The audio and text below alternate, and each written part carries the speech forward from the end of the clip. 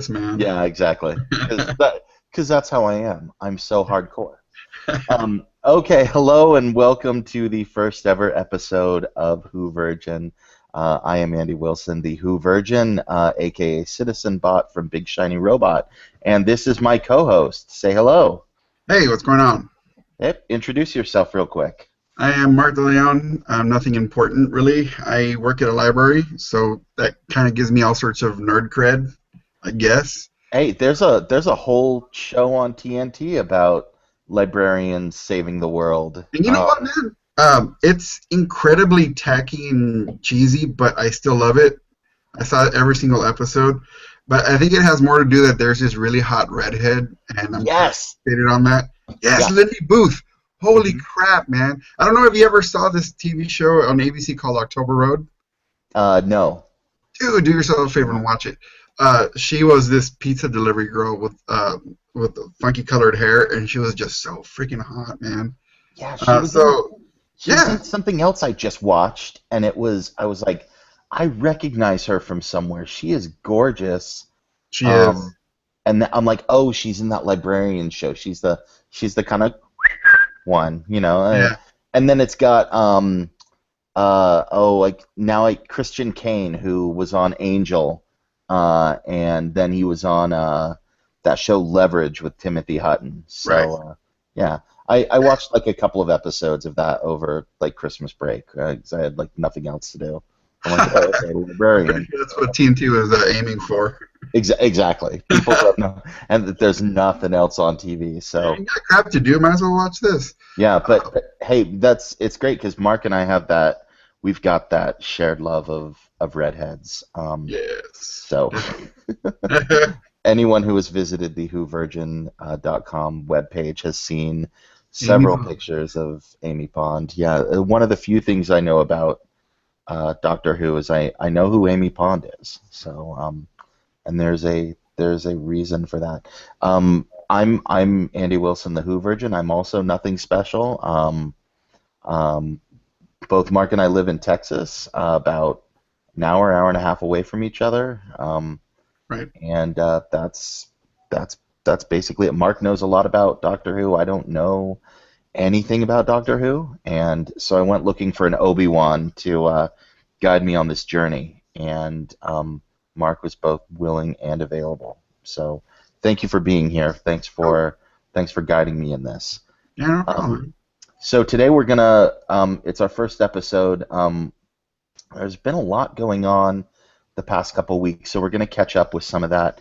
Um, we're gonna start with movies and TV, and then we're going to break in and talk about the passing of Leonard Nimoy. And since so much of Star Trek has to do with time travel, and so much of the old Spock episodes and movies have to do with time travel, I want to just kind of lay out all the great time travel tropes and themes, and I'll have Mark explain to me exactly how time travel works in the Doctor Who universe because I really don't understand it, but I love time travel and I wanna I wanna get to know it. So news. So Mark, you seen any good movies lately? No. I have a 7-year-old kid that takes up all my damn time. Me too. So, so But I'm doing what I never used to do. Like I used to always be one of the first ones watching whatever movie just came out. Now I have to wait like a month maybe, and sometimes I just have to wait till it comes out on DVD. So actually, the last movie I saw was Chef, which I thought was pretty damn good. I loved Chef, and I might be one of the only people. All of my other friends were like, "Yeah, it was pretty good, but it was just kind of meh." Um, I felt like there was a lot of Texas in it, especially when Yeah, they showed up in Austin. I'm like, they go to Franklin Barbecue. I'm like, Franklin. Yeah. oh yeah, this is what I want to see. But what I really enjoyed about Chef was I felt like it was kind of seeing um, some of Jon Favreau's therapy played out on screen. Um, I feel like he was this this chef who was, he was this up and comer. He was really hot. Then he went to go work for Dustin Hoffman, and he gets stuck in this rut because he's just doing the same thing over and over again. Over. He's working for a man, and he's not really able to explore and do the things that he wants to do. And he knows there's more out there, and he's tired of chasing dishes that are good for profit. And then a critic comes along, throws his world upside down. He has a meltdown, walks away from it all. And I was just thinking, like, man, this is like exactly what happened after Iron Man 2, wasn't it? Yeah, I totally agree. I saw that. I think Iron Man, I don't think has been handled all that well. You know the way I feel about Iron Man 3. Just just thinking about it pisses me off. And I think he suffered because of that. He almost got Ratnered, I think, because I think he was constrained in Iron Man 2. I think if you would have just loosened the reins and let him do what he wanted to do, we would have had a better product. Not to say that Iron Man 2 was a bad movie. Yeah. It was good, but it had its faults. Yeah. But I think that was more studio impediments to him. Yeah. And once people started criticizing him, I think that really got him. And I do agree. Chef is about that. I think that is his therapy on film. And I don't mean to bag on Iron Man 2 at all either. It gave us Scarlett Johansson as Black Widow, and Jon Favreau invented Phil Coulson, who is one of my favorite Marvel Universe characters at this point. I love Phil Coulson. I love Clark Gregg, and that was brilliant. So, seen any great movies recently either. This week I saw Unfinished Business with Vince Vaughn. You can go read my review at How terrible is it? Really quick, how terrible is it? It's pretty bad. It's hard to make me just not care about a movie with that many boobs in it, and I just didn't care. Oh man, I just didn't care. It felt like they kind of wanted to make this movie about a guy trying to create a work-life balance and getting his business off the ground and trying to balance it with his family, and he has to go on this business trip, and then it just turns into this like sex and drugs road trip movie, and it's like these two things should not be like it just doesn't work. Yeah. It didn't work in the trailer. It just didn't work. And Dave Franco in the trailer just seems extremely stupid. There's nothing that comes across as funny, although I might be wrong, but it completely turned me off, and I was like, this is what I don't want to watch. Minor spoiler alert, although I don't care to spoil this movie, because if you went to go see it, then I don't really care about what you think. But it turns out Dave Franco's character is a little bit developmentally disabled. He's not quite. Okay. He's a little bit behind, and you find that out like while they're on this trip, and he's like that he just doesn't get things, and that's like, oh, okay. So you have like Vince Vaughn doing his kind of man boy Arrested Development sort of thing. You have a literal case of Arrested Development, and then you've got old man Tom Wilkinson, and it's like, every single person in this movie is better than this material. And Nick Frost especially. It's like I just felt bad for the guy. I did not see Chappie this week, but my colleague Ben Fuller did, and you can go read his review. I don't want to, man. Really? It's a rip-off Johnny Five. It is. Like, whoever... And Neil Blomkamp's supposed to be like this uber genius now, and he's been given the reins to Aliens. And like, why? Why would he choose this? District 9 was awesome. I loved it, man. I really did. And I expected so much from him. But I saw Elysium, and it was... I expected so much more. And it was a true sophomore slump. And then with Chappie, I don't understand what he's doing. Like, I don't get where he's going at. Here's a question: do you think Neil Blomkamp, District 9, was that a fluke? Or I think so. Oh, that'll make me sad if it was. He was given a bigger budget for Elysium, and it was just so bland. it was bland. I expected so much more, and you know what? I deserve to have more because he, with District 9, he gave us a promise of what's going to come, and he failed to deliver. Oh, all right, sophomore slump. But then he chose Chappie, and why? Like why? It's a freaking robot. Any military of any government can just blow it the hell up. Who cares? Move on. Like let's just end. Let's end the movie now in 5 seconds. Just blow the damn thing up. You know, whatever. Move on.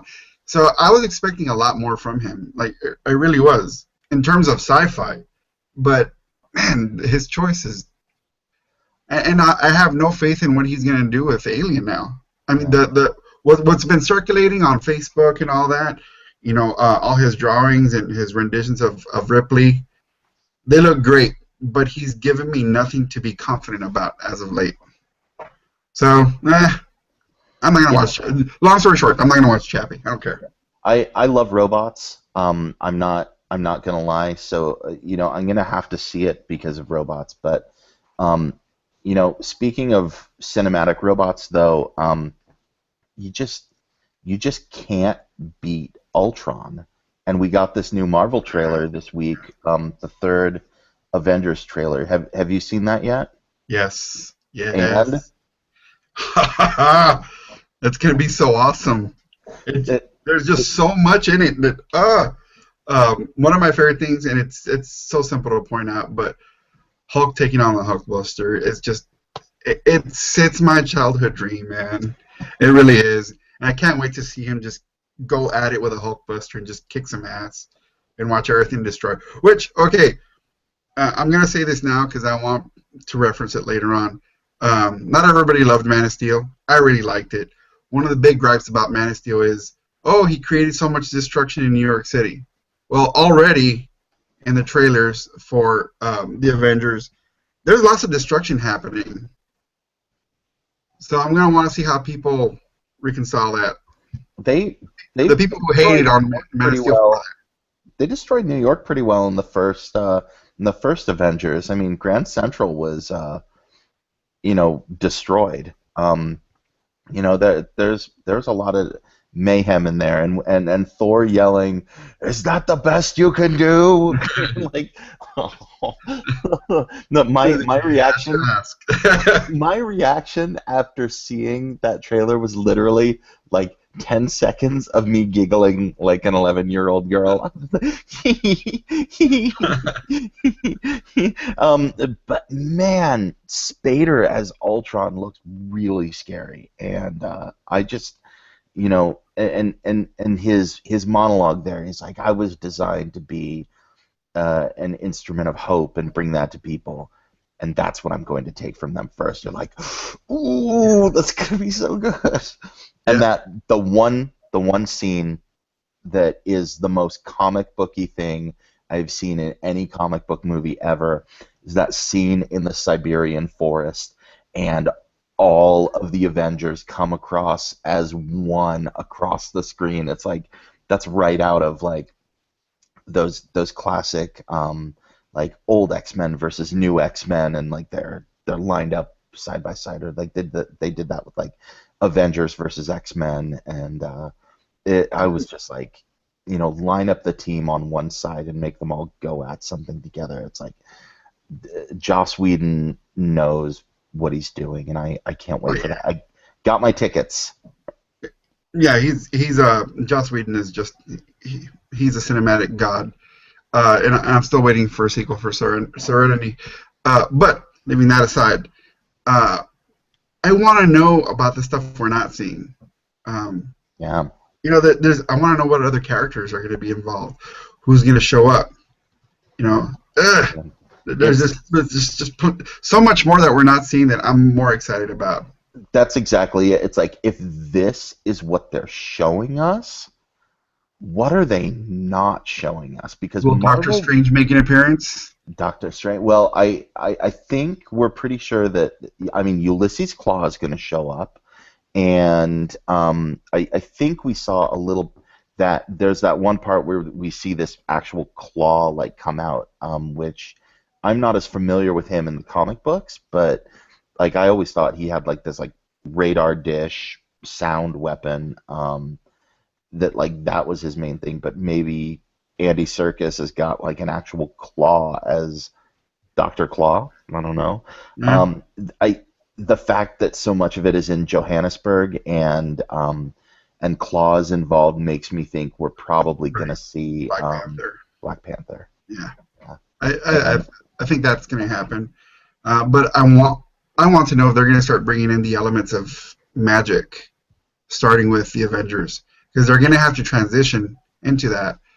And that's what I'm not concerned about. Because honestly, I was a little concerned about Guardians of the Galaxy. hmm Not that it wasn't going to be a good product, but that it wasn't going to connect well, and it sure as hell did. hmm But now I want to know how they're going to bring in the realm of magic and how they're going to work that with, all the superheroes.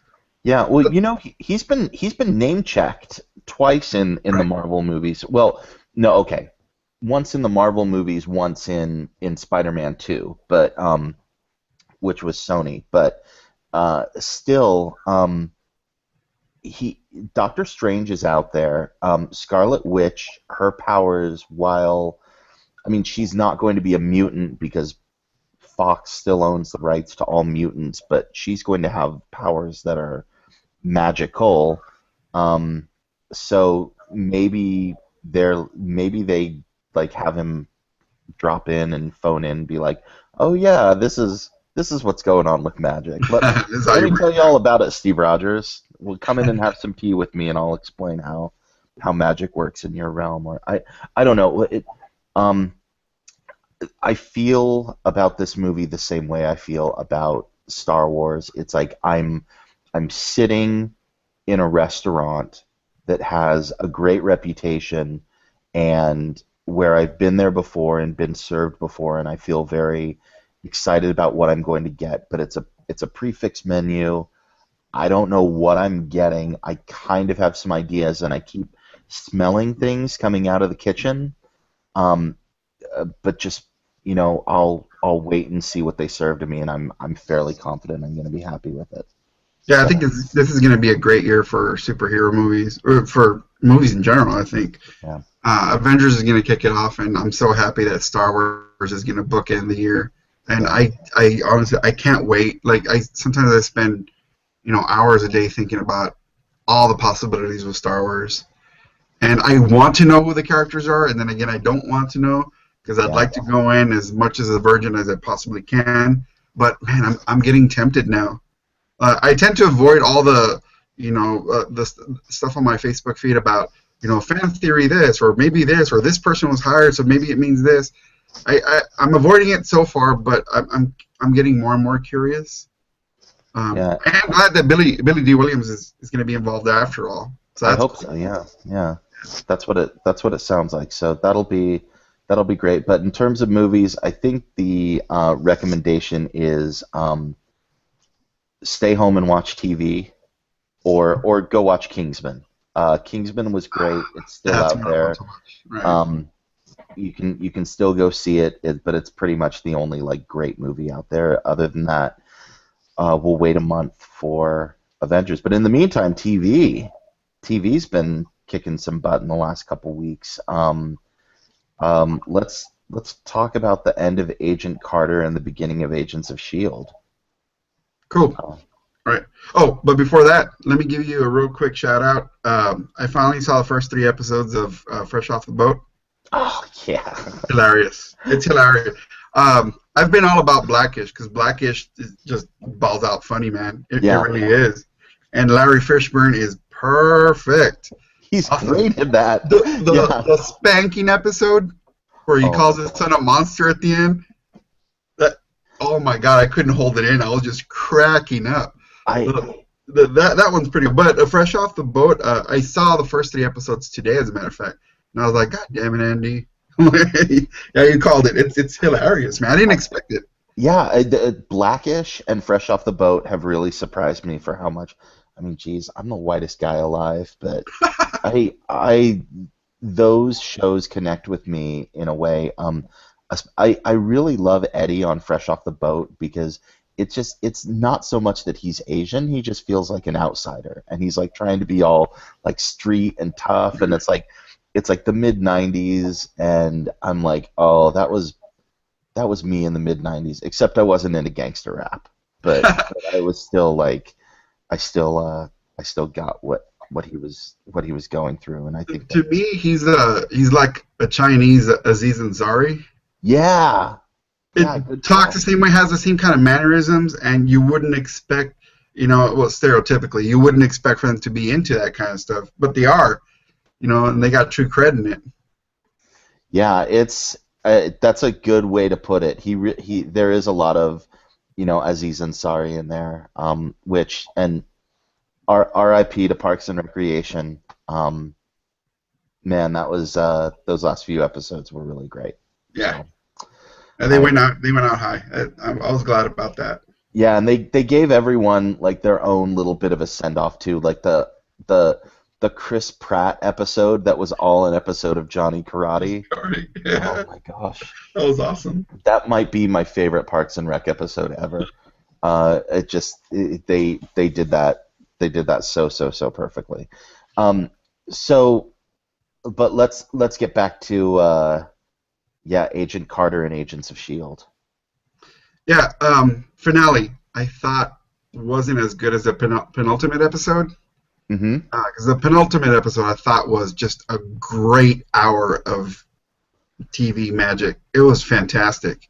How everything went down, how Peggy was, uh, everything just worked so perfectly. And then the finale came, and it was just, it was too bad. Um, we still don't know who Leviathan is, and we don't know where Hydra is at this moment because we know somewhere. Well, of course we know because Toby Jones showed up at the end. That was So awesome. I want to know like how Leviathan fits in with Hydra. Do they get incorporated? Or are they working together? Yeah. Uh, do the Agents of Shield now have to worry about Leviathan? Because they took down, all the heads of Hydra. So is there a Leviathan threat now? That would be kind of cool because that would tie in both shows perfectly. That would be really cool. I liked how they tried to tie in a lot of loose strings, like from there were a lot of callbacks in that final episode, Valediction.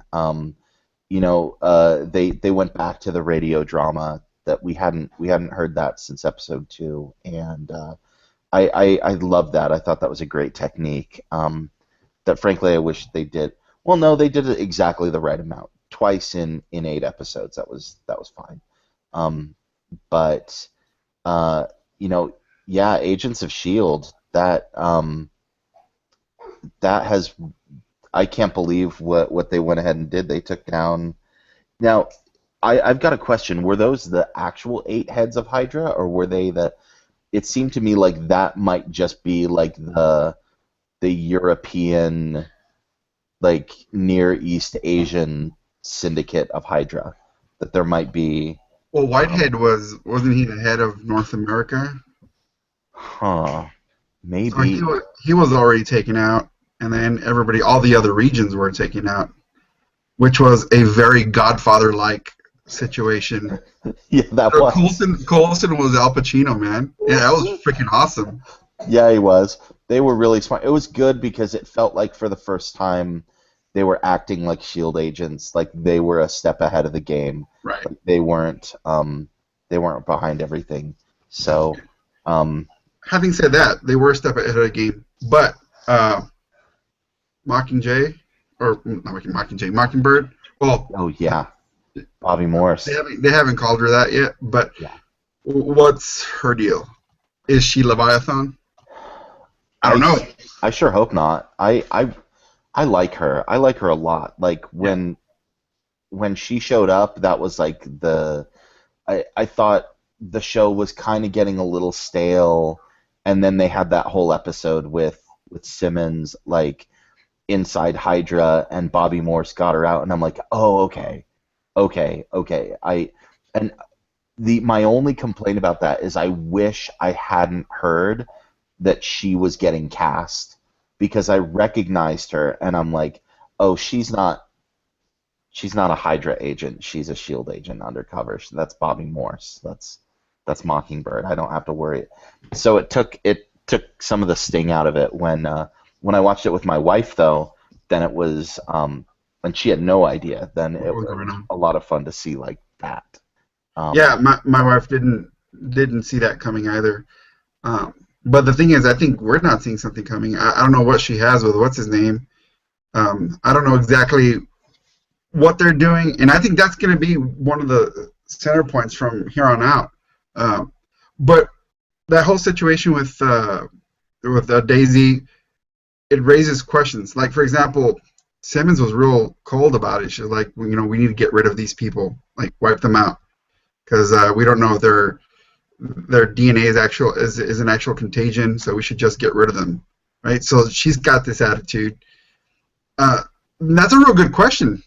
I mean, No. what would you do? I mean, I think at this point ethics they go out the window, Well, really. I mean, you look at it though, it's like we know that if a regular person comes in contact with the Terrigen mists, um, with the The oh, what did obelisk. they call it? With the obelisk, they die, and they lost one of their own agents. They lost my favorite agent at Trip. that point, Trip.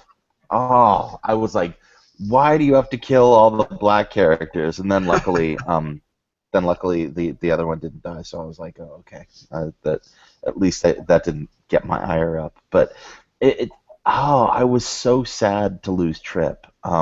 He was great. I loved him, and but it makes me think. It's like this. uh, If you're thinking about it from the perspective of a multinational peacekeeping security intelligence agency, you have to think about it in terms of that way of quarantine and threat assessment. And Simmons is kind of right, but I mean, even though like we want to see, Black Bolt and Lockjaw and you know, whoever else from the Inhumans show up, But and she was cold about it though. That's a yeah, whole other side of her that we haven't seen, because she's been real empathetic for the first season, right? Extremely empathetic. yeah. And now she's this cold person who's just like, let's just get rid of them. There could be a contagion. Let's just kill them. They're a threat. That's like a big change for her, for that character. I think if she knew that Sky was infected, she might have a bit more empathy. But the fact But that we didn't get to see that though. I'm yeah, not sure about that. I'm not sure if she'll be empathetic towards Sky. that'll be That's a interesting. tough one. Especially if then you have that dynamic where Fitz knows and Simmons doesn't, and that creates a sort of tension between those two. Right. You know, I would love to I'd love to explore that a bit more. I don't get what Sky's power is, except that like stuff Destroys shit. breaks Yeah. when she gets upset. I'm like, I don't know. I, I I mean I understand they're trying to drag it out and have some mystery behind it, and she has to be able to cover for whatever her ability is, but it's like, I think she might be able to. She has the power to manipulate energy around her, and that would be since she cool. doesn't know how to control it, if you can't control energy, it goes everywhere. It destroys stuff. So I think that's what it's going to be. But are they going to give her time to adjust to what she's able to manifest? I don't know, because of the whole Simmons thing, and then we don't know what Bobby and her team are doing. So there's plenty to like about Agents of Shield right now. Plenty, plenty, plenty. And I'm real happy of the way it's going. Yeah, I'm really excited too, and the way it's going to keep playing out, and I think I think we're in for a good rest of the season, especially knowing Clark Gregg has said like we don't really have anything to do with Age of Ultron. Our storyline is kind of separate. Um, I think they're just going to do their own thing, which is probably good. That we don't have to worry about shoehorning all of that in there. But I bet next season, The After Effects. whatever the fallout is going to be from Age of Ultron, which I believe one or more of the Avengers is going to die, and they're going to form a new team. Tony Stark is out, and it's going to be like Cap, Rhodey, Falcon, um, and whoever else survives. Probably not Thor. Thor will go get involved in Ragnarok, and maybe he's gonna die. Um, I don't think but he that, will. I think Hawkeye is going to be. Yeah, if they're gonna kill anybody, Hawkeye's the most likely. I mean, it's happened in the comics. He's the most expendable one, probably. Right. Um, which is too bad because that Matt Fraction Hawkeye comic book is continues to be one of the best things out there. I love that. But the thing is, narrative wise, Hawkeye is a bit of a liability because, well, I mean, what do you do with him? Like honestly, not to say I don't like the character, I don't like Jeremy Renner, but because I do. But it's just, what do you do with him? He's got you got to compete with all these superheroes with actual superpowers. Mhm. If they need to move quick, how do they move him? I mean, it's a little hard to keep him involved. I think anyway. I So agree, I think he's going to be the one who bites it. probably, and that makes me sad because I like Hawkeye. And I'll have flashbacks to Avengers Disassembled when last killed Hawkeye. No. you know what? I also agree that we might be seeing the end of Thor with the Avengers because if anything, I think Odin might bite it, and Thor is going to have to spend more time in Asgard. Yeah, well, I mean, if Loki goes ahead and like actually kills Yes. Odin and like tries to, I mean, he's on the throne. If he Might have like already killed him. actually, yeah, he might have already killed him. I mean, I don't know. We'll see. That ending of Dark World was so Perfect. It was it was perfect, but it it was it was was a awesome. little bit what's the word? Ambiguous as to what Ambiguous. happened. Yeah, it was a little bit ambiguous as to where it was going to go, but I liked what they were teasing. Yeah, So I yeah, agree. I agree. Yeah, it wasn't too crazy about the first Thor. Um, I think the parts where he was on Earth really suffered. I didn't like it too much, but Thor 2, wow, they really did a good job with that one. Really, really. yeah, yeah. I like the balance of that. I like the um, I liked hey, how's space? Space is cool. Space is cool. Yeah, I agree. Thanks for only showing up for like 30 seconds, Kat Denning. That's like the perfect amount of Kat Dennings that I want in a movie. Yeah, yeah, So she can get annoying. Uh, yeah, is anyone who's seen Two Broke Girls, she can get really annoying. yeah, Why is that that's show popular? I don't Why? I don't get why any show on CBS is popular. I really don't understand. Ah, shut your face. I love Big Bang Theory. I don't care what anybody says. I do. I'm a fan. I'm not Okay, gonna no, argue. that's true. I here's the thing about Big Bang Theory. I don't hate it. I don't love it. I have like I'm like, oh, I'll watch it.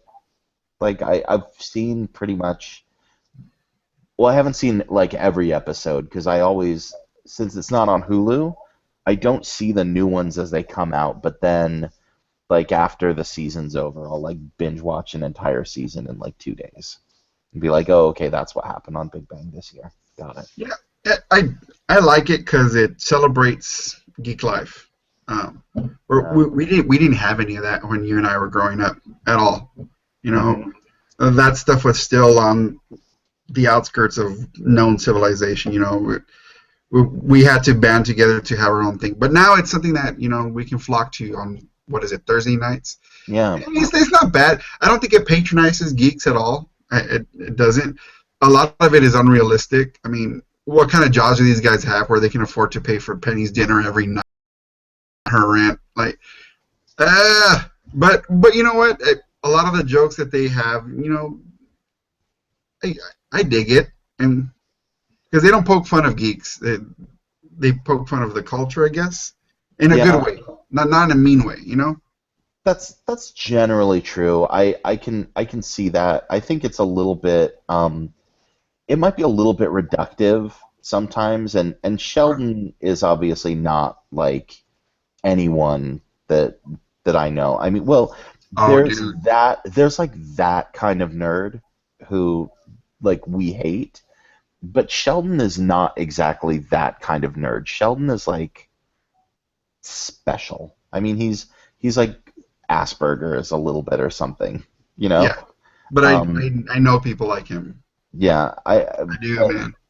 but he's but like the kind of nerd that we hate is like I don't know, not like them. It's like Sheldon isn't doing anything that he's doing out of like malice. He just he just doesn't get it that like that's inappropriate. He's Um, socially unaware, and yeah, Asperger's probably has a lot to do with it. They haven't said that he has Asperger's, right? But I'm pretty no, sure he does. no. As my wife likes to say, he's somewhere on the spectrum. Yeah, he's from Texas. You He gotta is from love Texas, him. He's from Houston. but he's not crazy. His mom had him tested His mom had him tested twice. twice. Yeah. All right. Well, anything else? Any other good recommendations for TV? Blacklist. Blacklist. Yeah, I've fallen behind a couple of episodes. Still I haven't found the fulcrum. Oh no, wait. I'll revise that. They have found the fulcrum. We don't know what it is though. Okay, and this is going to. Okay, I'll come back to this in a second. First of all, love Ron Perlman. Glad that they introduced him. Is he still kicking around on there, or have they killed him off yet? He's goner. Damn. Yeah. I like Ron Perlman. That's the And best. what's his name tells you why during the episode. Well, he tells him why he's gonna die. Oh, really? Yeah, Uh, basically Ron Perlman.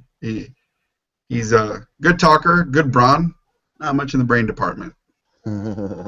that's funny. Yeah. So, but speaking of Fulcrum, now Ah, yes.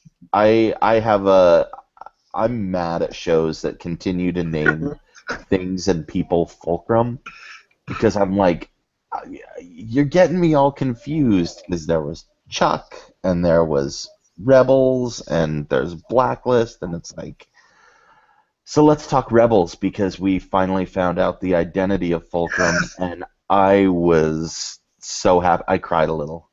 My daughter squealed. We stayed up till midnight because my DVR is messed up right now. It's not recording anything. And so I got tired of trying to record stuff because it lets me program stuff, but it doesn't record. So I told my daughter, hey, you know what? You want to stay up with me? And she's like, yeah. And when Fulcrum's revealed, first of all, which made me really, really happy, she freaked out when she saw Senator Bail Organa. She's Yeah, like, oh, I remember him. He tried to sell this undercover from the Star Wars clones. I'm like, yeah, baby, that's right. Right? He's Princess Leia's dad. And so she's freaking out. And then Fulcrum's revealed, and she just screams. She's like, oh, I guess we can spoil it now. She's like, oh, that's Ahsoka. And yeah, we both pointed towards the TV. We're like, oh, it's Ahsoka. yeah. Awesome. And especially at the end where Lord Vader comes out. Because now what I want to know is Ahsoka obviously knows Anakin turned, right? She has to know. She Has to. has to know. And she knows that he's Lord Vader now. Are they going to have a showdown? Please let it happen. Please. It That would be may, so awesome. I it would be awesome in the truest sense of the word. It I almost don't want it to happen because I know if the two of them meet, He'll kill her. Vader will live, and I don't know what happens to Ahsoka. And I want her to continue to exist in this universe. I want her to continue to be behind the scenes. And what I really want them to do is, they have this great opportunity now with like Kanan. It's like he wasn't a Jedi for a long time, and now he's trying to reclaim that. And Ahsoka, was on the path to a Jedi, and she walked away from that. And how is she balancing that? How is she? She and Kanan were on kind of similar paths and ended up in a similar place. But where's she been and what's she been doing? Because Kanan's been like through the ringer and ended up pretty rough around the edges. Um, she seems a lot more like a Jedi than Okay, Kanan well, does. in the spirit of that, Return of the Jedi, Yoda says there is another. We automatically assume Leia. We could have all been wrong.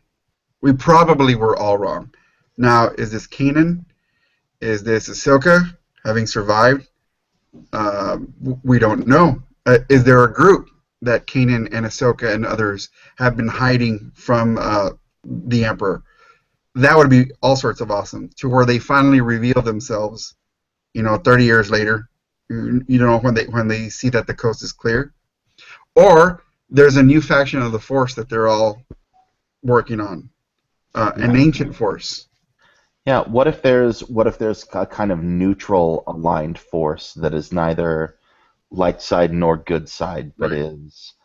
is balanced. Something that we haven't seen anywhere in the universe so far. Like going back to the Clone Wars and the Mortis trilogy, there's a duality of a light side and a good side. I've always, going back to like Dungeons and Dragons alignment, I've always liked the idea that there's also a neutral entity, something that's always trying to balance things and trying to, um, isn't and is somewhat non-aligned. Neutral kind of ends up being de facto good in a lot of ways because it's not going to like oppress anyone, but it's also not going to fight oppression. So it's I don't know what that might look like in like a sort of Jedi Sith continuum, but it would be interesting. Yeah, I love where you're going with this, and I love that line of thought. To me, I have this personal viewpoint of life in general and the universe, where we have positive and negative, good and bad. They have to coexist. The yin and yang thing, right? Hmm. And the universe shows this, right? Because it creates stars and destroys them, then recreates them and destroys them. We see the destruction part as something bad. That's Mother Nature of the universe being an absolute bitch with us. But it's necessary. It's a necessary thing to do. So does the Force work that way? Was there an imbalance? Was there too many Jedi? Hmm. Did the Jedi lose their way? This whole thing about divorcing yourself of all emotion, was that something unnatural for the Force? Were the Sith required to bring that balance?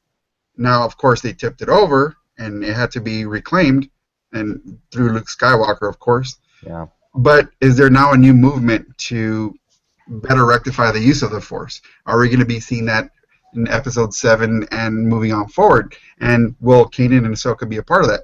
I certainly hope so. Yeah. But yeah, there's just so much to speculate about.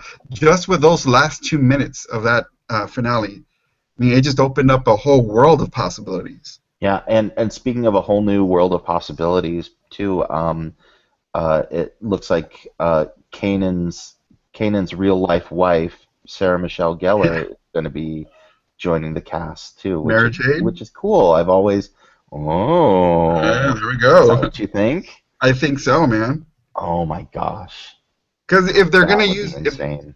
if they're gonna use her in episode if Mary J is gonna show up in episode 7, they kind of have to justify her existence beforehand. Granted, they did away with the EU, right? But they Yeah, did say that they still reserve the right to use some characters from the EU and make them canon. Um, I think that's what's gonna happen. I think she's gonna be Mara Jade, and will justify the appearance of Mara Jade in episode 7. I I'm thinking. I don't know. I've given up any hope of seeing any EU character even name checked in the new movies. I don't feel like that's in J.J. Abrams' DNA. I don't think um he was poring over those EU books the same way a lot of us were. Brendan So Gleeson's son's gonna be Ben Skywalker, right? That's already been maybe, confirmed, right? supposedly, Okay, well, he's a redhead. yeah. What other character was a redhead that married Luke, or at least shacked up with him? I mean, the connections are there. I don't. I mean, this is pure speculation, but wouldn't that be so freaking cool? It would be. Or it could just be that Domhnall Gleeson is an amazing actor and got cast in this part, and he just happens to be a ginger. So I don't know. I'm not saying you're wrong. I'm also trying to give myself an out because I really, especially with Episode 7, with The Force Awakens, I want to go into it with very little in expectations or preconceived notions because I I hear think you. I hear you. I killed myself with that with the prequels, and I still do that. I still second guess it, and I'm like, if they would have just done this with the prequels, it would have been like, if they just done this, and I wanna be sitting in that restaurant and just be like, okay, show me. Have at it. Bring it. Yeah. So, and so speaking of J.J. Abrams, we're gonna transition to talking about Spock and about Star Trek and time travel. First, we're gonna take a little break, and we will be right back with the second half of Who Virgin. Cool. So yeah, so I will cut the episode right here, and I'll throw in like a space for a commercial or something. But Cool. we Put can, up a big shiny robot commercial. yeah, basically it. There's some like big shiny robot podcast commercials, and probably a Full of Sith commercial for Brian. If this ever gets big enough where someone actually wants to pay for uh, advertisement here, then this space will be there too. And if we ever have people who are actually here live, then we can like live chat with people during the break and be like, hey, what else do you want to talk about? And like, yeah, whatever. So how you liking it so far? How do you think we're doing? I think it's pretty cool. I don't know how long we've been on, but I think we've been rolling with the conversation. Yeah, it's been about 35, 40 minutes, which is a little longer than I would have liked, but I think the conversation was all good, so I'm happy to keep going. So, All right, cool. all right, let's get back to it. Welcome back to the second half, and we are talking time travel. Um, I think to really talk about time travel, we got to talk about possibly the most important thing that's happened in the last 2 weeks, which is the death of Leonard Nimoy, who played Spock on classic Star Trek. And I'll be the first one to admit I was not a classic Trek person. I came in with Next Gen. Oh wow. But Spock was still important to me, and by the time he showed up in Next Gen with the unification episodes where he's trying to make peace with Romulus, I was going full cylinders with Next Gen. So I've gone back and revisited all of the classic episodes and all the classic movies, but like I didn't see Wrath of Khan until I was like 21. Really? Wow. Yeah, I know. Wow. Bad geek. So it just, this is actually really funny. I saw The Search for Spock like 10 years before I saw The Wrath of Khan. So You went at it backwards. yeah, I never saw it. Like we had someone come over for Thanksgiving one year in like 1988, 89, and he's like, I brought Star Trek movies with me, and so we watched The Search for Spock and The Voyage Home. Yeah, and that was, yeah. So, Well, for yeah. me, Star Trek was my dad's fault. Uh-huh. Completely my dad's fault because he was obsessed with Star Trek when he was younger. So whenever it would come on TV, like he would pretty much make us. I mean, I went at it totally, right? So he didn't have to force us, but it was totally his influence. And my dad is a strange man because he loves Star Trek, but he hates Star Wars for some reason. Go figure. I'm gonna be 40 years old, and I still haven't forgiven him for not taking me to Return of the Jedi at the movie theater. I begged the man for years, and instead he took me to go watch a Bruce Lee movie that I had already seen like 10,000 times. That's my dad for you. But Star Trek totally his fault, and I fell in love with Spock's character from the beginning. I've always had a thing for the fantasy, like fairies and elves and dwarves, and the whole D&D thing. So when I saw Spock, I immediately thought elf in space, awesome. I already like this. And I love the episodes, and there's something about space that's always intrigued me. So for a spaceship to be out there and getting into all these adventures and meeting all these new creatures, that just turned me on. And then we always saw them in pairs, Star Trek and then Lost in Space. So that's the way I grew up. That's the kind of stuff I saw. It actually took me a while to get into the new generation.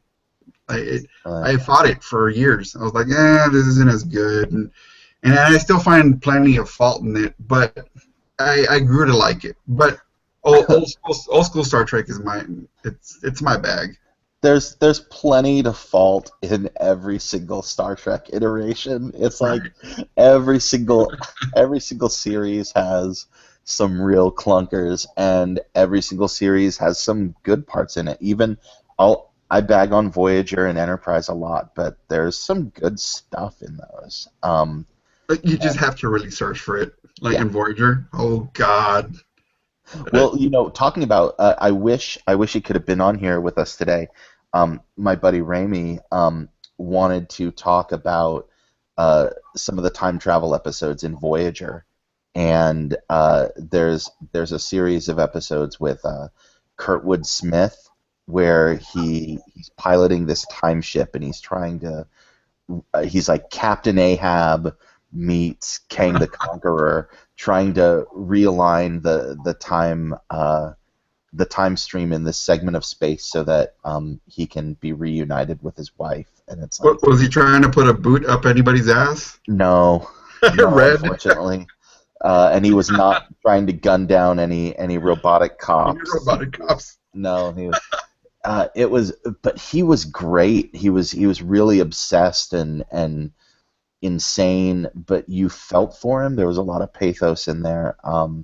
Because when Ramey's like, I want to talk about Voyager, and I'm like, dude, no way. Yeah, I'm like, first of all, are those the episodes where like they went back in time to the 1990s in L.A.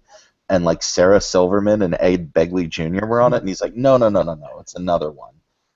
Year from Hell. That's the name of the episodes. Year from Hell. And I went back and watched it on his suggestion, and I'm like, oh my gosh, yeah, Kurtwood Smith was really good in this. This was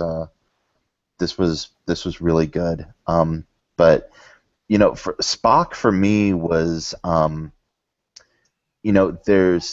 there's this great part in Unification. Like I said, that was kind of my entree into, bringing back Spock, and he's talking with Data, who was one of my most favorite characters growing up, and he's like it's puzzling how you as an android with no emotion have that which I have always sought, and that you seek to have to find emotions which I try to bury.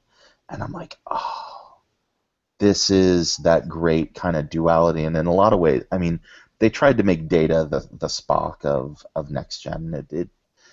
You can't replace Spock. Yeah, ever. Yeah. So, I mean, no matter how many other Vulcan characters they have, there have been none other like Spock. And it's just been great. But I think my favorite Nimoy thing might be his appearances on The Simpsons and Futurama. When he shows up in the monorail episode, Right. and he's like, what is it? A solar eclipse. The cosmic balance continues. and the guy's like, anybody want to trade seats with me? And Krusty tries to jump off the monorail, and he's like, no, the world needs laughter. And then he's walking away, and he's like, my work here is done. But you didn't do anything.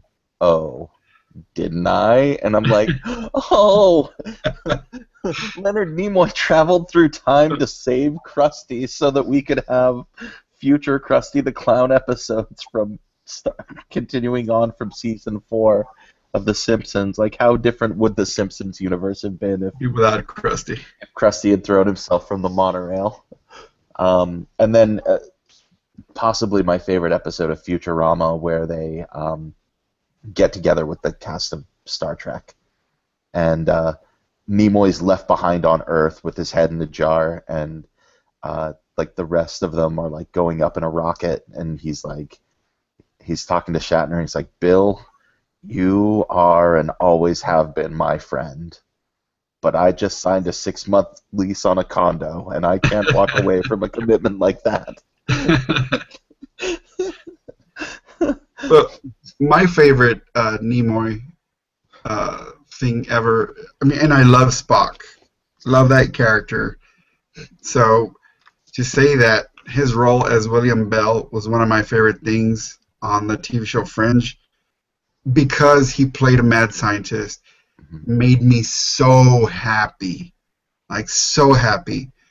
And the fact that he brings in the theory of parallel universes, well, the show did, Yeah. but he's the one who encouraged what's his name, uh, Walter, to go through the to another universe. He set everything in motion. Just it makes me so happy because I have this thing about parallel universes. Not necessarily believing in them, but I love that scientists are researching that, and there is some credibility to it. I And I like the idea that there's a parallel universe out there where I can think about like bad things that have happened and be like, you know, I kind of hope that somewhere else out there, like there's a universe where that didn't happen, where this person didn't die, where um, you know, like Patton Oswalt talks about like how like there's a parallel universe where like 9/11 didn't happen and Gore was elected president and um, and everyone has free health care and it's like this great universe, but and we're in this like dark universe, and I'm like, yeah, I it gives me hope to think that like the bad things that we have to deal with, like maybe there's someplace out there where we don't have to deal with that, where global warming's solved, where I just like that in one of the infinite universes, one of them, I'm Batman. I like that universe. Yeah, I'll be the Miles Morales of the Batman world. So Let's yeah, do that. I love the whole thing about parallel universes, and I guess this we can segue into the new Star Trek, Yeah. where that created in the timeline it branched off to a whole other reality. Yeah, it was such a great. It's it's not often that like a time travel, you know, something that has to do with time travel where they can really bring everything together and make it cohesive. There's always loopholes, and it's like, oh well, they didn't think of that or they didn't think of that, and they really did. In the Abrams reboot, they did that so well, and the I liked having Spock Prime in that universe. I did not like in Into Darkness where it's like, hey, we're gonna call up Spock Prime and be like, can you please explain to us who Khan is in case we in case we don't know, and like tell us that the stakes are very high, Spock Prime, because we're not sure. I was okay with that Really? because Yeah. if there's gonna be a point in time that you want to cheat in terms of what's happening in the future, like we have this thing available for us, and we're not really supposed to use it because it could change lives and events in time. So we're not going to touch it. But if there's ever one time to do it, it's to deal with this absolute menace, which is Khan. I was okay with that. I really was. Yeah. Yeah, that was. It's like if I talk about this with the prequels. Like if I could go back and change things, if I could go back and change Into Darkness, I would have found another way to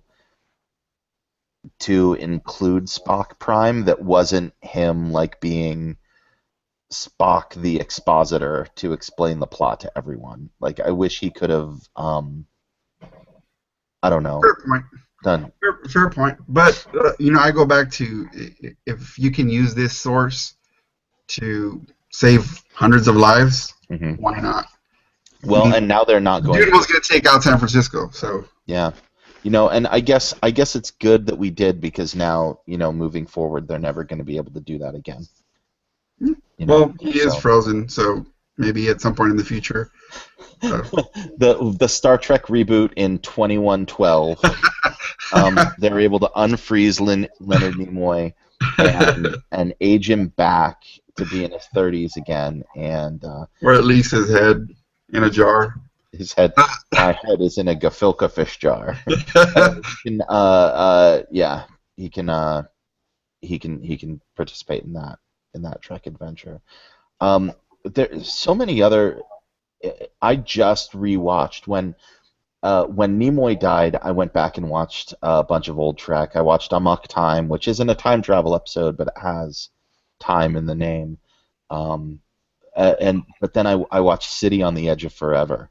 Right. And one of the best episodes ever.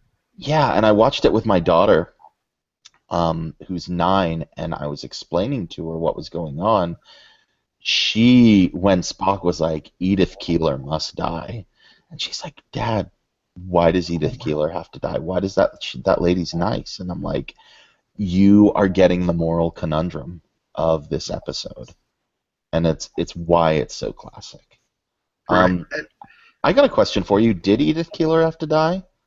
You think they could have found a way to save her and have her not? No? No, and it's, I mean, I guess we could start talking about the conundrums or the effects of time travel, the whole butterfly effect, which I hate that name. I hate that term.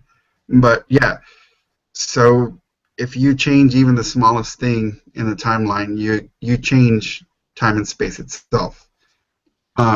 French did an episode about this, about how Walter saved a kid's life, but by saving the kid's life, another life was taken. And because that life was taken, that other person who died, that person's father goes and does terrible things in response to that. So, yeah, she had, and I mean, to make it short, yes, because it could have changed so much more, and things could have gotten really, really dark.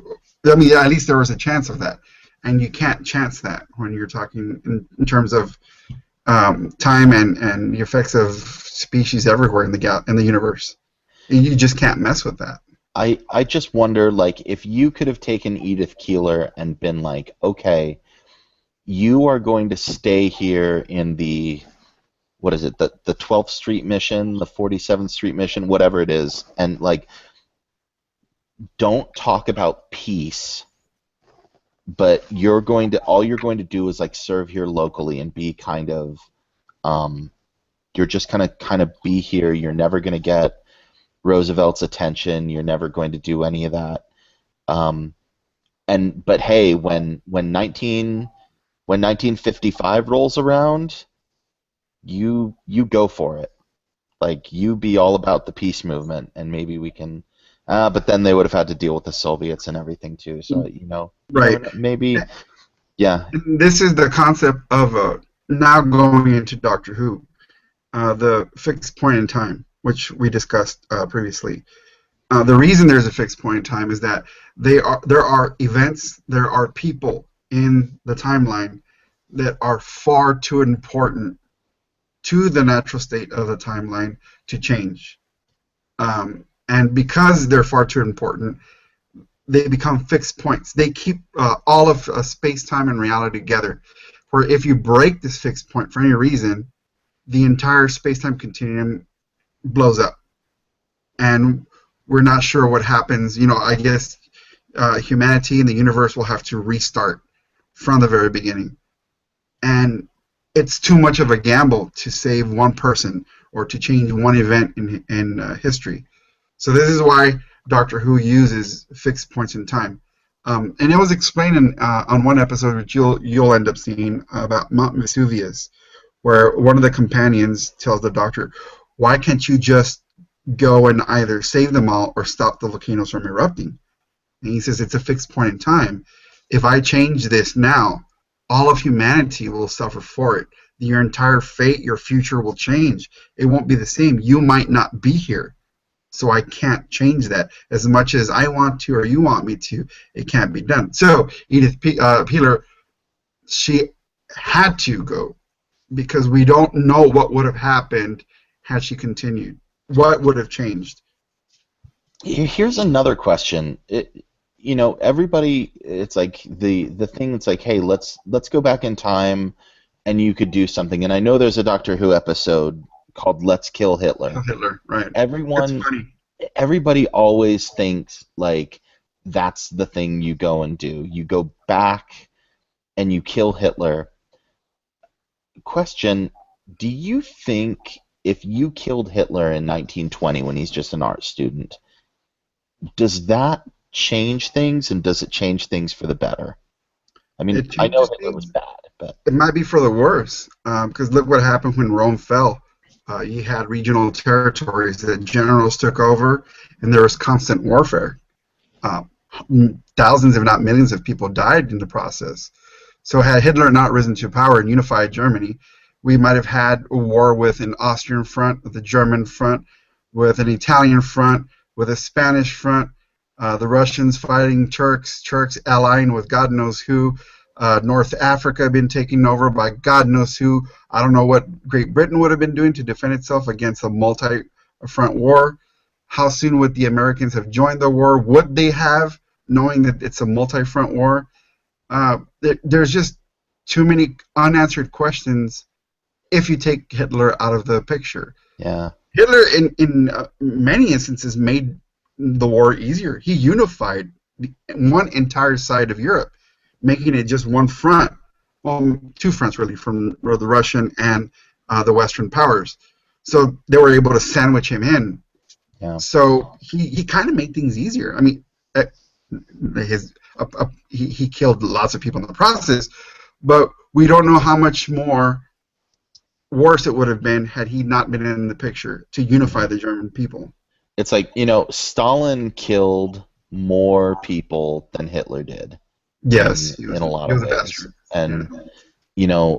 and we never had to fight a world war against Stalin like maybe we would have had to if World War II hadn't happened. And Hitler is this kind of clarifying point like that has changed the last 70, 80 years of history, where everybody is like, we can't have another Hitler, we can't have another genocide like this, we can't allow the rise of totalitarianism and fascism and nationalism.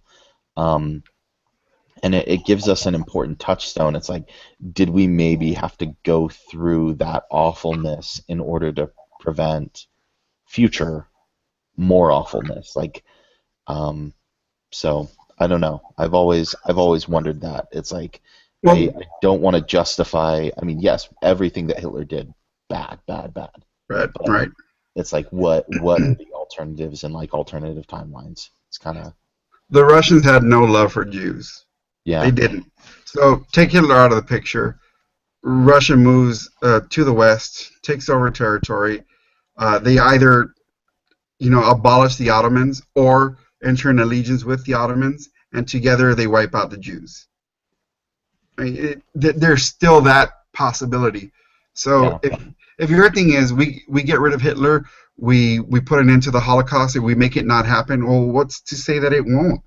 I mean, like I said, the yeah, Russians had no particular love for Jews, and yeah. I think the Ottoman Empire would have been way open to wipe them out, keep them out of Israel, keep them out of Palestine. Yeah, and I So, think having World War II and the Holocaust certainly makes anti-Semitism, verboten. It's just like, seriously? You're gonna start talking about Jews? Like, okay, you're off. Like, people can. It's like people. This is weird, but like somehow we're more tolerant of like racism towards Asians, Latinos, and African Americans than we are Jews. It's like, oh, really? You're yeah, like anti-Semitic? It's like, ugh. yeah, you say something about a crooked nose, or somebody being a lawyer or being super rich, and you're like, whoa, whoa, whoa, whoa, stop, stop. Oh But yeah, man, you make fun of somebody's accent or something, and it's chuckles all around. It's Yeah, I the get what you're num saying. the number of my friends who have been called anti-Semitic because they were criticizing Netanyahu this week. Oh, screw him, man. I'm a firm believer that we should just end our relationship with Israel. I'm so tired of that. Yeah. I'm so sick of that. And if he doesn't get voted out of office, whatever happens in terms of the Israeli-U.S.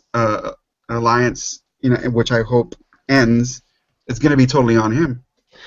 You're an anti-Semite. That's Yeah, it. I'm an anti-Semite. I Yeah. know, no, I have no tolerance for that because Hitler taught me that I'm not allowing you to be anti-Semitic. No, This but interview ends now.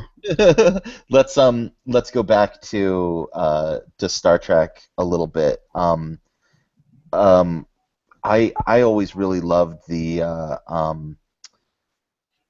I talked about the fourth movie which has time travel in it, but I always loved First Contact, which is Oh, a really? time travel Why? movie. I hate First Contact. Why do you hate First Contact? Oh Tell my me about this. God, it's horrible. Dude, it's supposed to be like, I don't know how many hundreds of years in the future, and everybody looks like they're freaking Vikings. Like, no, dude, no. Why are they still wearing fur?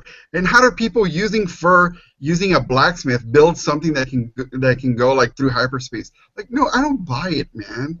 No, horrible, horrible. They Nope. lived in Montana, man. That's how you did it. There is basically one blacksmith building everything, man. Like, where's he getting his tools from? Like, That's it's from ridiculous. hey, Farmer Hoggett is a resourceful man. He can train a pig to herd sheep, and he can build a warp engine. That No, don't man, mess with James Cromwell. it's that'll do, Andy. That'll do. Uh, no, it's oh God, I hate that movie. I can't stand it. I love it.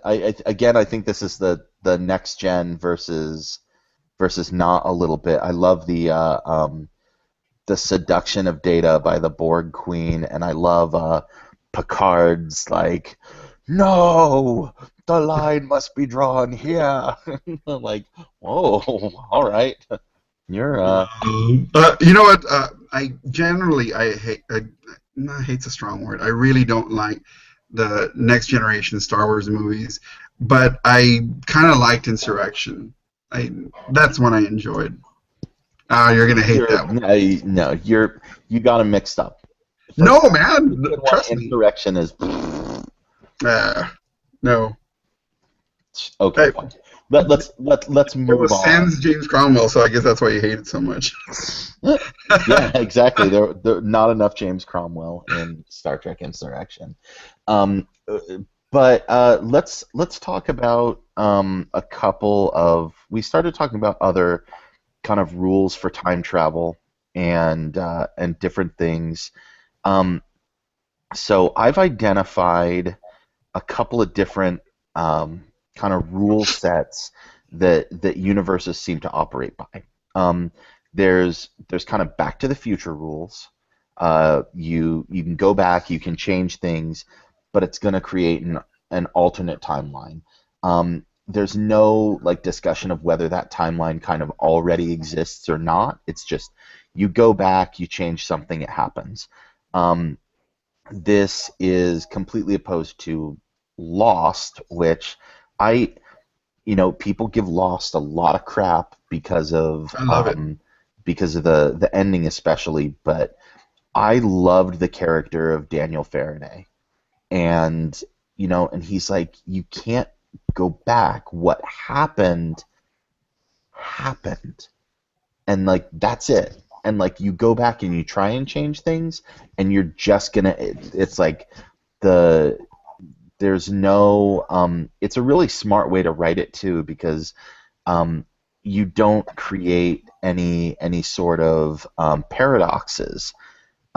You just it's like if something happened in the past, that's how it happened. If you go back and try and change it, you're just going to end up being one of the causes of it, like Futurama when Fry goes back in the past and makes love to his grandmother and becomes his own I grandpa. remember that. Another great episode. Or I like in Days of Future Past this last year, Hank McCoy is talking about it, and he's like, can we change the past? And obviously in Days of Future Past they think they can, but he's like, what if time is like a river, and you can throw a rock into it, and it's going to create ripples, but the water's all going to keep going the same way. And you can't really, like, you have to throw a pretty freaking huge rock in there if you really want to change the course of the stream. Um, and then there's Terminator rules. You can go back and you can change time, but time travel requires nudity. Right. So you go back naked. But I'm okay with that Amy Pond I'm doing that with. But if it's with Arnie, I'll take the next pod or whatever it is that we're going in. I need your clothes, your boots. 3 blocks down from Arnie, and I don't need to be seeing any of that business. I don't know. He's a built man. I don't think he would want to see any of this. Is how it goes down. But I think he'll be like, I don't want to take this pod. You could take the next one. Anyway, yeah. So I don't know if time travel exists, Mark. What do you think the rules are for it, or what would you like them to be? I think the rules are, as much as I don't want it to be true, but I think moving forward is nearly impossible because it hasn't been recorded yet. As Yoda says, always in motion is the future. We don't know what's going to be there. So this great fantasy that we have that we're going to be able to go, 1,000 years in the future, H.G. Wells style, is just not plausible to me. So going back is the only thing you can do. Now, going back, I think the rule should be you have the role of an observer only. You're not allowed to touch anything, interact with anybody in any way. You can record things as they happen, as proof in perpetuity of that it did happen, but you're not allowed to mess with anything. I think that's and it sounds kind of lame, but I think that's the safest thing. Would I like to see myself and talk to myself and say, dude, don't do this. This chick's going to break your heart, so don't even try, or maybe try and kill Hitler and Stalin or whatever. That would be cool. I think it's been romanticized, though, but I truly believe that if we try to change too much, what we have now will never happen. And there's some kind of sadness to that. Yeah, I think there's kind of a sadness to it, but I think there's also, in Knocked Up, Paul Rudd and what's his name are talking. The main guy from Knocked Up. Now, why can't I remember his name? I can see Seth Rogen. And Seth Rogen, they're talking there at dinner. It's like, if Doc Brown shows up in the time machine and he's like, we got to go back, and he's like, oh, I totally would have worn a condom that night, or I totally would have changed that. And I'm like, if Doc Brown showed up in the time machine with me, it's like, I can think of specific little things that I would do, but would I save myself from the larger tragic events of my life? I don't think so. I'd be like, hey, you should really not play Diablo 2 all weekend, and you should really study for that test because you can graduate from college a semester faster. Well, here's the other aspect. It all depends on where you're at in life. I have a child now who, she's my life. She's everything to me. Now, I tell people all the time, pre-kid, I'd read about 15, 20 books a month. I'd be gaming all the time. I'd spend whatever free time I had on the internet. It was me, right? Now I have this kid, and God, she's everything to me. I look at her, and I'm like, it's a weird kind of love. It's not love that you have, when you fall in love with somebody. It's just I need this person in my life. But in order to have had this person, I had to go down a long road of several screw-ups and bad decisions that many of them that I still regret. I regret deeply. Sometimes in the middle of the night, I wake up and I remember something that I said, did, or went through, and I'm like, damn it, if I could change that, I would. But if changing that means I don't get to have this child with me, I don't think it's worth it, man. I just don't think. Yeah, it's I think back on it, and it's oh, you mentioned like, this girl's gonna break your heart, and like, if I could go back and be like, hey, this girl's gonna break your heart, I I think I'm okay with that because even the relationships I had where I got heartbroken, I learned something about myself and But about you wouldn't have love. learned that. You wouldn't have learned it without that. So Exactly. you take that away, and you no longer find your wife. You no longer have your two kids. Or I wouldn't be as complete of a person that even that that suffering, that heartache, that pining, whatever that is, it's made me better for who I am. It's made me a Right, better person. right. The very first episode of House of Cards, uh, Frank Underwood, Kevin Spacey, he's like talking about the dog that got hit by the car, and he's like he's like this is the kind of suffering that like no good's gonna come from this. You can't learn from it. It's just pain. And so he kills the dog. It's like whoa. But that means that there are bad experiences, negative experiences that are important and that we can learn from. You're right. And then to quote Captain Kirk in which movie is it? Is it The Undiscovered Country, where they find God? It's The Undiscovered Country, right?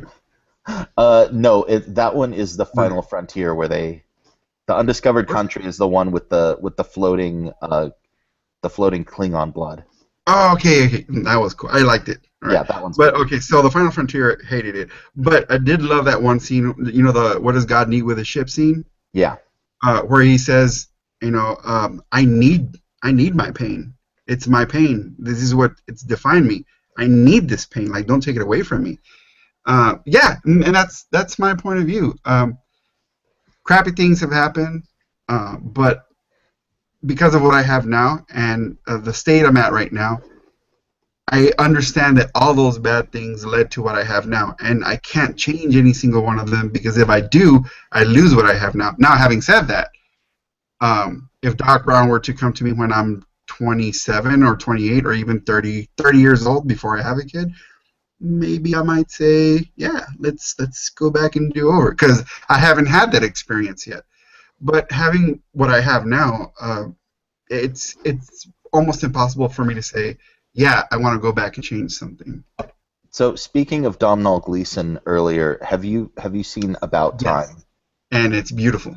Yeah. It's not what you think it's going to be, right? No, You think it's going to be a sappy love story, but it's more about a father and a son, and it's beautiful, man. it is. It is. But I love it that the like fixed points in their timeline are having kids. I Right. think I think that's so cool. That's just a great way to think about it because that is where things kind of things kind of hinge on that, and that's a good thought. Um, but despite like not being able to, maybe not changing everything, like again thinking that there's an alternate universe out there somewhere where maybe there is maybe that bad thing didn't happen, and it's interesting to think about what that would be like, and if that's a happier or a better version or a worse version than what we have now. Let's quickly do. I think we've done a lot of like uh, evangelizing and like recommendations for good time travel Trek episodes and movies and everything like that. Do you have one or two more? Interstellar. Interstellar. Their use of time was amazingly fantastic, and so practical, and so realistic. That I think that has been, I guess, the truest portrayal of time travel. And one of the saddest scenes I've seen in any movie in the past maybe 4 years, where Matthew McConaughey finally sees his daughter again, and she's like what 80 some years old, 90 some years old, and he's just so different to her, he still remembers her being a little girl, as Murph, and he still has that memory, and he has to leave her with this family that she has now that he doesn't know. They're all strangers. He's strangers to them. They're strangers to him.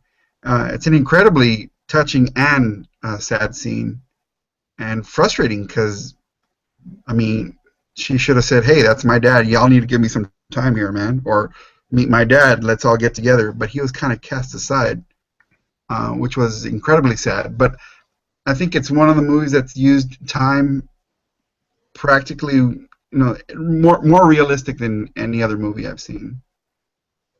I'm I don't want to just sit here and crap all over your Ah, recommendation, but I will just say I did not like Interstellar, but I like your recommendation of it, and I think that's a good way to look at it. The only thing I really liked in Interstellar was Tars.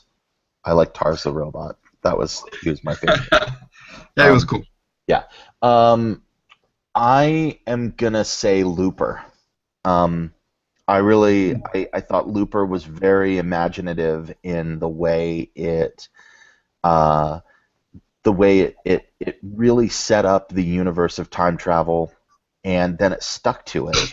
And then it changed the rules a little bit on the way through. It's like, oh, he shot off this guy's pinky, and in the past, and now, oh, that guy's finger is gone. It's like, oh, okay. I can like carve something in my arm, and the scars are going to, like, Joseph Gordon-Levitt is going to send Bruce Willis a message by giving himself a scar. And it's Mm. like, oh, that's kind of cool. I really like Ryan Johnson's work as a director. I'm excited he's going to be doing Star Wars movies, and so especially people uh, who like time travel and who are into Star Wars. It's a good entree into that. Um, so that's any other time travel things Uh, you can plug real Harry quick. Potter. Oh my gosh, how did I almost forget Harry Potter? Yeah, and that goes back to what I was talking about. It gave her the power to go back, not forward, because You I know, think I they wish I had a established that you can't go forward. yeah. I wish I had a time turner and I would use it to sleep.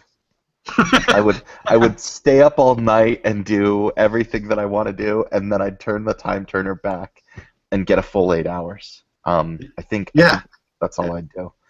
Um, and I was thinking I meant to write it down to remind myself to talk about this. Um, I I posit that Harry Potter and the Prisoner of Azkaban is yes, the best yes. is the best time travel movie of the last 20 years. It's the best Harry Potter movie It in is the the best entire Harry series. Potter movie, absolutely. I mean, Yeah, Alfonso Cuarón is did him the entire series, man. shut up. And the way he shot that movie, and everywhere there's clocks and The um, color scheme, the the color scheme colors. changed the entire narrative. It's so good, and it's so beautiful, and it's so visual, and in a way that it's like it felt like all of the other movies were just like, oh, we're just making a movie, we're just putting this narrative out there. Cuarón felt like he was making an artistic statement, and he was actually doing something with the source material. Right. um, that happens to also be my favorite of the books, but not by much. But it's far and away my favorite of the movies. I Yeah, just he really knocked it out of the park, and we didn't see anything like that until Yates did Deathly Hollows. Yeah, I hated that they split it up. I mean, it didn't make much sense to me. But the feel, the color scheme, and the narrative was very much like Azkaban, which and they should have kept that all the way through. But it's like Columbus came in, then Goddard came in, improved it, and then they said we kind of want to go back to Columbus.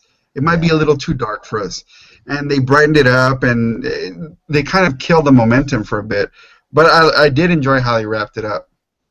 Yeah, it was just great, and I thought they got the best performances out of several members of the cast. Like Lupin was great in that, and Gary Oldman was great in that, and the main three were great in that. Robbie Coltrane as Hagrid was great. I mean that's really one of the only like times where Hagrid gets to have like an emotional point where he's like so worried about his hippogriff Buckbeak, but Right. um, Hermione gets to throw down against Malfoy. What does she call him? A little malodorous cockroach. What? I don't remember, but I do like how she's the badass in that movie. Yeah, she It's is the all about badass. her. She's the badass. She saves the day. Talk about putting a movie and scoring it right on a female lead's head. I mean, that was awesome. Yeah. The other thing I really liked about it, and it was specific to the time travel plot. Harry felt very unsure of himself, and Lupin had continued to try and teach him how to do this Patronus charm Right. um, to be able to keep away the Dementors, and he saw it, and he saw it done, and he said that was my dad, and my dad saved me, and my dad chased away the Dementors. And we find out We at the find very end. it Who, was him. But knowing that he could do it, that he had done it, gave him the confidence to be able to do that. And that is like the ultimate, like that just I'm trying to write a time travel novel right now. that must be difficult. Yeah, it's hopefully done in the next month or so. I had it finished. I had to scrap the second half and rewrite it because I didn't like how the female characters were working. But plot's the same, but I need to rewrite all the dialogue and stuff. But there's a lot of that in there, and um, it's a tough road to hoe, because that is it's that's so very human. It's so very like teenagery to be very confident and cocky, but at the same time really unsure of yourself. And Right. and I think that's very true, and it's a great way to bring that out using time travel as a plot device. And every little thing, all of the best time travel things, they set up their universe, they do it, and then you look for loopholes, and all of them kind of check them off, and they're like, we fixed this, we fixed this, we fixed this, and it's yeah, But then it's the conversation is at what cost? yeah. So Oh, God, I just thought about this right now. Two movies that deal with that sort of primer and safety not guaranteed. oh my gosh, you Yeah. talk about primer, and then I'll talk about safety not guaranteed. No, no, no. I want to talk about safety not guaranteed because that movie took me completely by surprise. Me too. So I saw Safety Not Guaranteed at South by Southwest, what, two, Oh, 3 years ago now? bastard. I hate you. Yeah. Well, I mean, it came out like on Netflix like 6 months later. But I was telling people, I'm like, this is a great movie. But it was about time travel, but it wasn't about time travel. It was great. I loved Right. it. And the whole movie I felt very um like is this guy crazy, or can he actually travel through time? And I felt myself going on the same journey that Aubrey Plaza was going on. She's like, I don't care. I just want to go along with them. Right. When I first saw it, I thought it was going to be a lot like Lars and the Real Girl, where it's Yeah. just this quirky, weird guy, and I'm gonna end up liking him because he's quirky and weird, because he's damaged. So because I really liked that movie, Lars and the Real Girl. I liked it quite a bit. Hmm. So I thought it was gonna be along that vein. But then when you get hit that he actually built a time traveling machine and it works, and he does it, you're like, whoa, like holy crap! Like I didn't expect this at all. The movie begs you not to take him seriously. The movie begs you to doubt him or to discard whatever he's talking about, and it wants you to only focus on Aubrey Plaza and him, and you do, and it's great. But then it sucker punches you towards the end, and it's just this beautiful thing. It's really awesome, and I like the way it got me. It totally got me by surprise. Yeah. It was really beautiful. So I've not seen Primer, so tell me about Primer. Primer is a lot about what we've been talking about. You go back in time. Do you only observe, or it's hard for me to talk about without ruining the entire experience for you, and I kind of don't want to do that Gotcha. because he's a fantastic director. What's the last movie that he made? This I last one. I do not know. Quickly to IMDb. Yes. Why is the name escaping me? No, so tell me more about this, and I'll look it up while we're. It's time travel with real scientific principles, plausible theories, and he goes. A couple of them go back in time just to observe and witness things until they see something that they shouldn't have seen, and they try changing it, and kind of all hell breaks loose. I can't really go into more Mhm. without ruining it. It's very dense. Shane Carruth. Oh, he did Upstream Color. That's Upstream right. Color.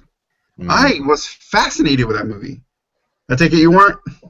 Yeah, again, another movie I saw at South by Southwest. I think everyone had overhyped it so much, and they're like, "Oh, it's so amazing," and I just felt like I came out of it like, eh, I guess. You're such an elitist. I'm above all No, this. no, no. I'm the opposite of an elitist. I'm like, there's not enough explosions in that movie. Like, what if Michael Bay had done Upstream Color? Then I might have enjoyed it more, which is saying something because I don't really like Michael Bay. But I like you it know, for the same reason that Primer's so good. He puts so much emotion into his movies, hmm implied emotion, and it just sucks you in. It really does. Um, I still don't fully understand what Upstream Color was about. I have a theory about it, but I think that's beside the point because it yeah, was about two human beings coming together and connecting at a level that we just don't understand. Because and really, do we really understand love, how we get together? It's basically at the basic level just a chemical reaction, really. We don't really understand why we fall in love, why we start needing somebody. And I think that's what that movie tries to explore. Why is it that we get to a point where we start needing each other? Like, hmm I'm uh, I'm okay with the movie being somewhat ambiguous and not laying all of its cards on the table. But I feel like a movie like that, like Upstream Color, where it's just so out there. It it's a failure on the part of the filmmaker to not let you know what he was thinking more explicitly.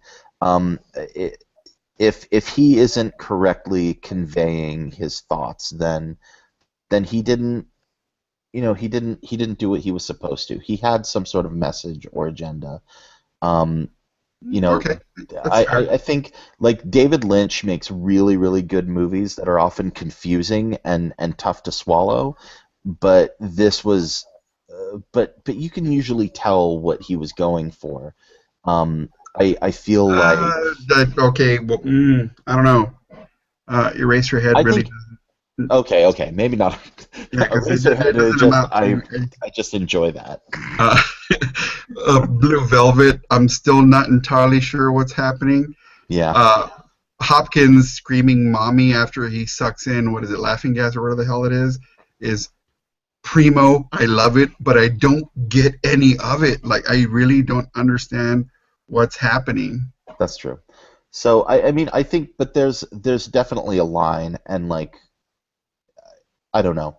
But Primer, I'm gonna I'll have to check that out because I thought Upstream Color was definitely interesting. I just don't think it just didn't speak to me the same way like Oh, that's Safety cool. Not Guaranteed did. So You don't have a heart, that's why. obviously, Freaking, freaking Grinch over here. that's not true. Now I know I have a heart because I can feel it breaking. Oh Uh, man, the tears I have cried over the last 2, 3 weeks, Mark, you have no idea. So I've definitely got a heart. you I'm got a one. big softie when it comes right down to it. But Yeah, no, well, I think that movie just it really sucked me in at an emotional level.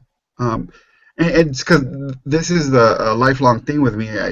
Try to understand why we establish the relationships we do, why we find them necessary. What is it that's driving us? It has to be more than just a chemical reaction. Because scientifically it is, but it has to be more than that. It has to be. And I think this movie was trying to go into that. I mean, this is just, a conjecture on my part, but I think that's what I was going for, and I think that's why I connected to it. Mm. It's one of the reasons why I like Cloud Atlas so much. Ooh, time travel in Cloud Atlas. Sort of. Sort of. Sort of. That's stretching it a bit. Yeah. Uh, but that's why I like that movie as well. There is this emotional factor in there. And that's kind of what draws me in. A movie, in order to drag me in and to sell me, a movie has to move something within me emotionally, either out of pure glee, out of this heartfelt emotion, or anger. And not in a bad way, like anger in a good way. Like I'm angry at something that I should be angry at, some injustice. That's the way a movie sells itself to me, and that's makes me a lifelong fan.